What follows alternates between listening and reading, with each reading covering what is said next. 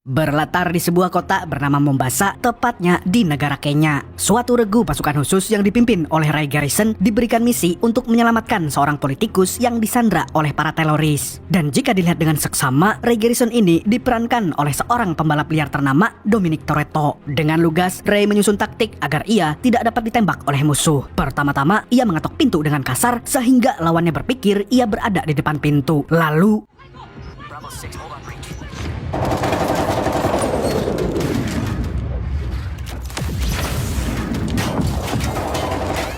dengan cerdik, Ray berhasil masuk ke tempat itu, tapi musuhnya ternyata sudah mengetahui kedatangan regu pasukan khusus milik Ray, sehingga ia menyandera orang yang ingin diselamatkan oleh Ray. Untungnya, ia dengan cepat mendistraksi musuhnya sehingga mendapatkan momentum untuk menembaknya tepat di kepala.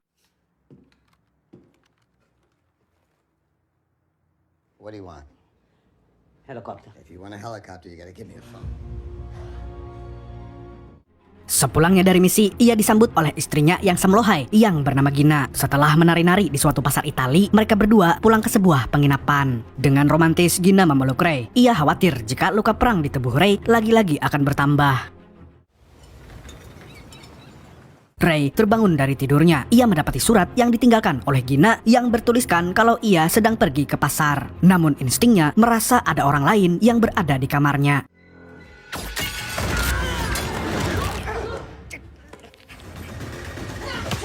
Oh shit.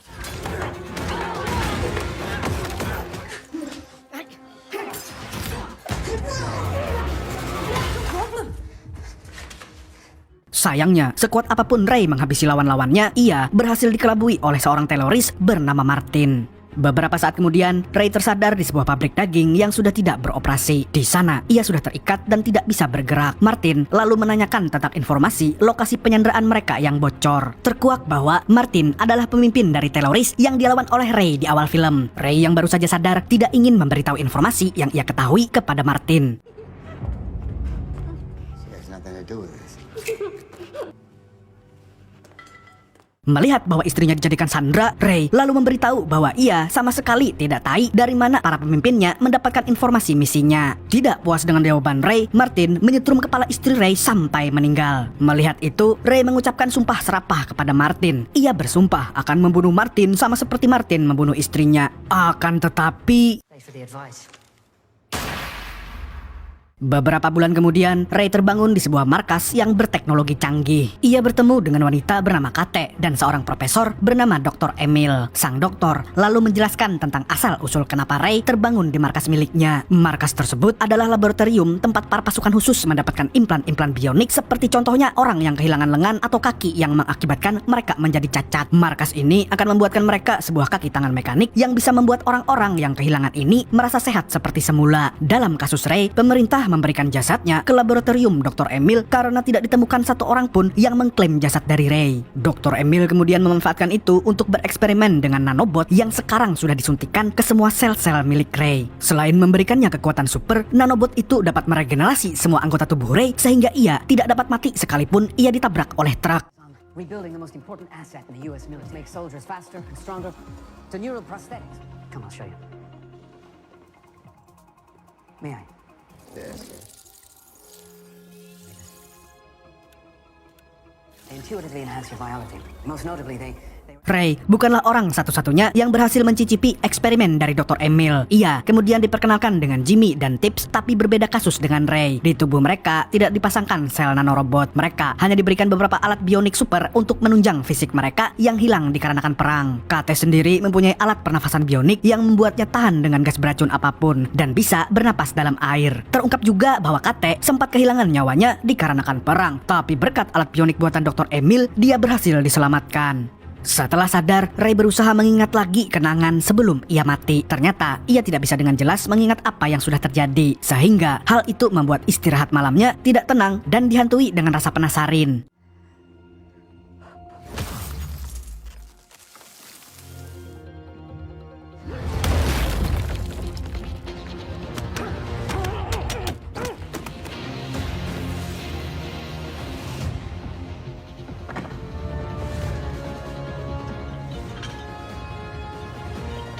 Ray tidak sendirian. Ia ditemani oleh Kate yang sedang berlatih di dalam akuarium. Tak berselang lama, Kate mengajak Ray untuk ngecil bareng sambil meminum alkihil. Hanya dalam beberapa tegukan, Ray lalu tersadar akan kenang-kenangan yang sudah ia lupakan. Dendam yang sudah lama ia pendam kembali menagih janjinya untuk membunuh Martin. Sesaat ketika ia tersadar akan semua hal itu, ia meninggalkan Kate dan bersiap-siap untuk pergi mencari Martin. Eric, open a channel. It's in your brain. I need you to come back here right now. I told you, but I had a wife. Tanpa menunggu lama, Ray mencari informasi tentang keberadaan Martin. Ia dapat dengan mudah mengetahui semua itu karena nanorobot yang ada di selnya terhubung dengan pusat internet di dunia. Menyadari bahwa Ray mengaktifkan kemampuannya di luar dari persetujuan mereka, Dr. Emil meminta Ray untuk secepatnya kembali ke markas. Tapi Ray yang sedang dikuasai api membara balas dendam memilih untuk pergi ke tempat Martin berada. Dan hanya dalam beberapa jam, Ray sudah sampai di Budapest. Ia menemukan informasi bahwa Martin sedang melakukan perjalanan bisnis ke negara itu. Seperti yang kita tahu, Martin bukanlah orang sembarangan. Dalam perjalanannya, ia membawa banyak sekali tentara yang mengawalnya. Tapi semua itu menjadi sia-sia karena yang mengejar mereka adalah Ray.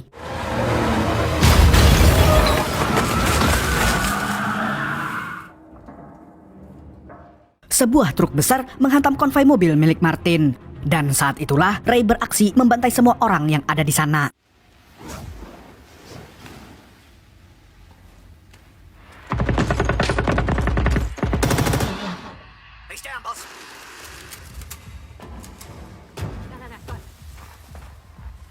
Oh, man.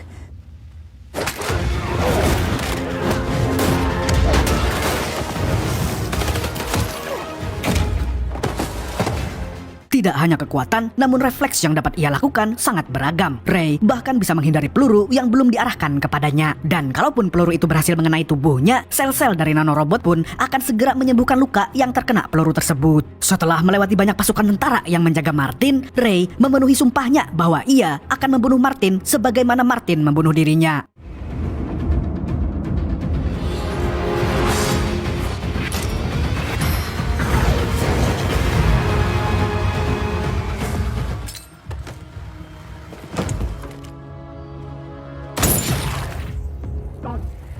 Thanks for the advice.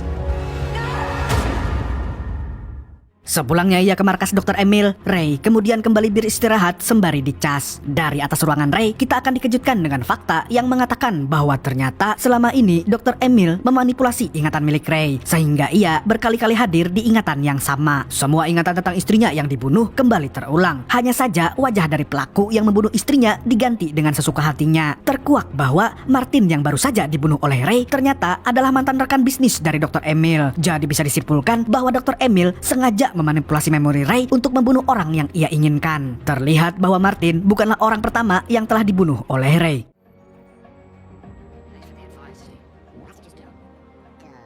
Kate datang untuk menemui Dr. Emil. Ia menganggap bahwa apa yang Dr. Emil lakukan adalah sebuah tindakan yang jahat dan tidak manusiawi. Tapi Dr. Emil yang saat itu sedang senang karena targetnya berhasil disingkirkan, mengabaikan perkataan Kate. Only one who knows how. Do you understand?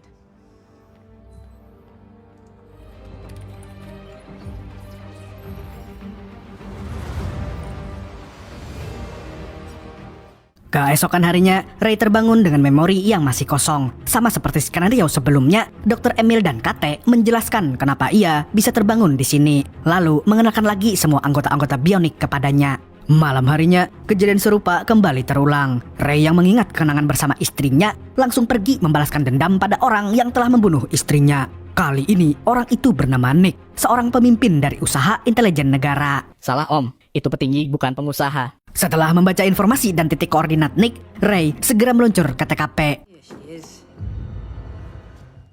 We tried. Real deal, he's a legend. Yeah. Namun berbeda dengan Martin, Nick mempunyai rekan hacker yang sangat legendaris bernama Wiggins. Wiggins mengetahui bahwa Nick sedang diteror oleh mesin pembunuh yang diciptakan oleh Dr. Emil. Ia lalu membuatkan Nick sebuah teknologi bernama EMP, sebuah box yang dapat memancarkan sinar radioaktif agar nanorobot di tubuh Ray dinonaktifkan. Right there. Which one? This one? Not that one. That thing might be an EMP. Put it back in his box. Bye. Sayangnya, mesin itu membutuhkan waktu untuk mencapai 100% pengaktifan. Nick yang terlambat memencet tombol aktif harus merasakan teror dari Ray yang sedang membantai semua anak buahnya di luar. Come on, Wiggins, you piece of shit! Told you I'd find you. Dan setelah berhasil mengeksekusi Nick, barulah EMP milik Wiggins aktif. Dan benar saja, tubuh Ray langsung terjatuh dikarenakan semua nanorobot yang ada di tubuhnya dimatikan. One sec. Switching to satellite. I've got nothing on the screen, Eric. There's no signal.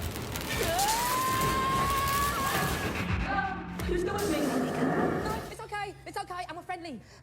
Setelah sadar, Ray bertemu dengan Wiggins yang dari tadi berusaha menghidupkannya kembali. Ray mengalami mimpi yang tidak selesai dan samar-samar. Wiggins pun menjelaskan situasinya, bahwa Ray sebenarnya adalah boneka balas dendam buatan Dr. Emil. Mendengar perkataan Wiggins, Ray kembali tersadarkan. Ia mengingat semua kejadian yang ada di memorinya. Sekarang ia sadar bahwa semua memorinya hanyalah rekaan dari apa yang diinginkan oleh Dr. Emil. Menyadari hal itu, Ray memberikan sampel darahnya kepada Wiggins untuk diteliti agar ia bisa terbebas dari pihak Dr. Emil. Ray lalu kembali mengingat perihal istrinya yang sekarang menjadi pertanyaan besar. Karena ingin mencari tahu, Ray meminjam mobil dan handphone milik Wiggins untuk dipakai mencari keberadaan Gina yang sebenarnya.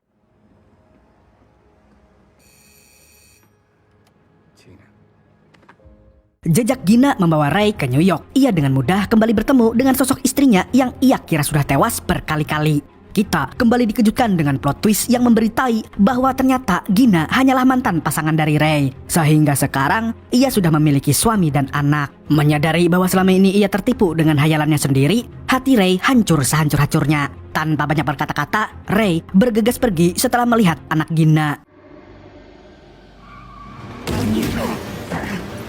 Di jalan pulang, Ray dikagetkan dengan kemunculan Tips dan Jimmy yang sudah mengetahui keberadaannya. Ray yang berusaha lari ditembaki Jimmy dengan peluru untuk membius semua nanorobotnya. Setelah melakukan banyak aksi kejar mengejar,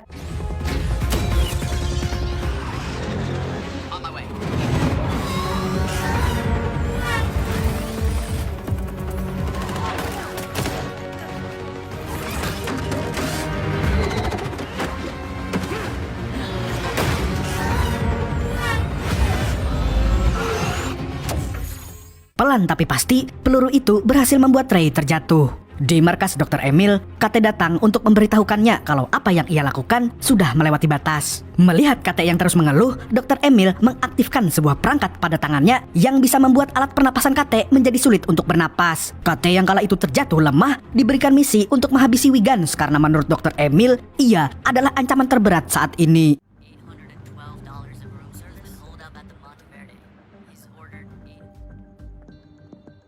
Saat menjalankan misi tersebut, Kate secara diam-diam memberontak dengan cara menghabisi para penjaga yang ditugaskan untuk menjaga dirinya.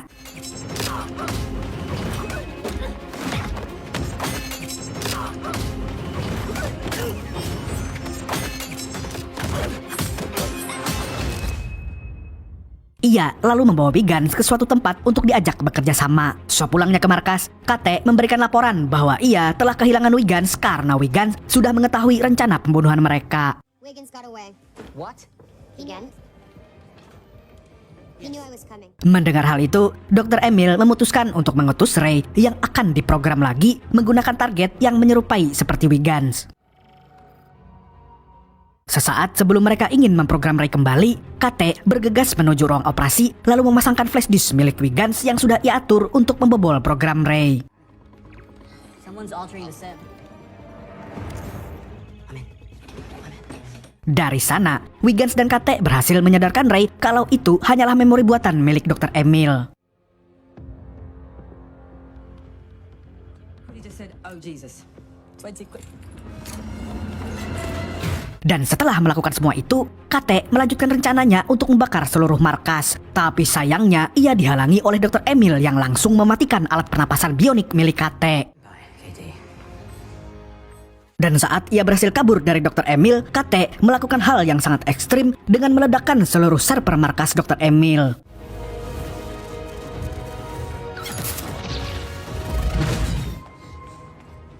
Sementara itu, Ray yang baru bangkit kembali rematch melawan Jimmy dan Tips yang sudah memakai senjata bionik mereka. Terungkap bahwa Jimmy sudah dari lama menaruh rasa dengki pada Ray karena ia juga menginginkan sel nanorobot yang sekarang ada dalam tubuh Ray. Tapi karena tubuh fisiknya tidak menunjang, Dr. Emil menyerahkan sel itu kepada Ray. Pertarungan mereka menghancurkan hampir setengah gedung. Walaupun dikeroyok oleh 2 orang, Ray tetap bisa mengimbangi lawan-lawannya berkat nanorobot di badannya.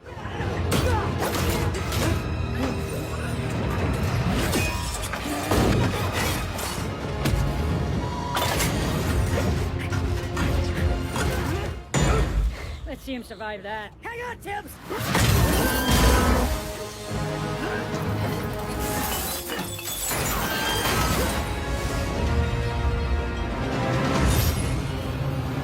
Di bawah gedung, kejatuhan Ray sudah ditunggu oleh Dr. Emil. Dan tanpa banyak bicara, Dr. Emil menembakkan peledak dengan daya hancur yang sangat hebat ke arah Ray. Tapi seperti yang kita tahu, KT, mate.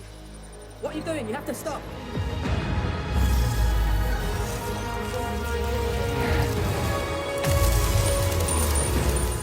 Shit. tidak puas dengan Ray yang masih sehat walafiat, Dr. Emil kembali menembakkan peluru yang kedua. Kali ini, nanorobot di tubuh Ray membongkar semua struktur dari peluru tersebut, bahkan sebelum menyentuh badan Ray. Yes, you did. But all that's now left.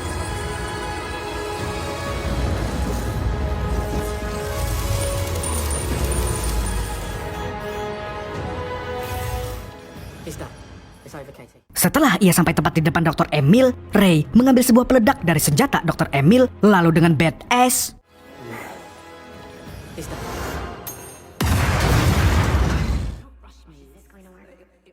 film pun berakhir dengan Ray yang terbangun dalam sebuah mobil van milik Wiggins. Di luar sudah ada Wiggins dan KT yang menyambutnya kembali. Mereka berkata bahwa Ray sudah tak sadarkan diri berhari-hari. Tapi untungnya para sel nanorobot berhasil menyembuhkan semua luka-luka yang ia alami. KT berkata kalau masih banyak misi-misi yang bisa mereka lakukan untuk mengisi kekosongan hari-hari mereka ke depannya, alias isi waktu gabut. Dan saat mereka beranjak dari tempat tersebut, mobil van mereka menuju ke arah matahari terbit, menandakan bahwa ending film ini sangat familiar dengan ending-ending film di Fast and Furious.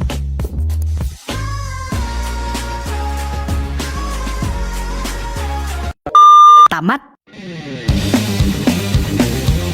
Kalau dilihat dari IMDb yang ratingnya 5,7/10, cerita film ini saya kasih rating 6/10. Dari adrenalinnya saya kasih rating 6,5/10. Menurut kalian gimana? Setuju nggak kalau saya kasih rating segitu? Kalau kalian punya pendapat, mari berdiskusi di komentar mengenai film Mang Botak satu ini. Film ini mengajarkan pada kita bahwa tidak baik menjadi orang yang mempunyai sifat manipulatif, karena orang-orang seperti Dr. Emil dan antek-anteknya sudah pasti dibuang dan dimasukkan ke dalam neraka jahanam. Segitu dulu untuk kali ini. Saya Tobi mewakili orang-orang yang masih suka pakai sabun batangan, mengucapkan sampai jumpa di video selanjutnya dan kamsya. Assalamualaikum warahmatullahi wabarakatuh.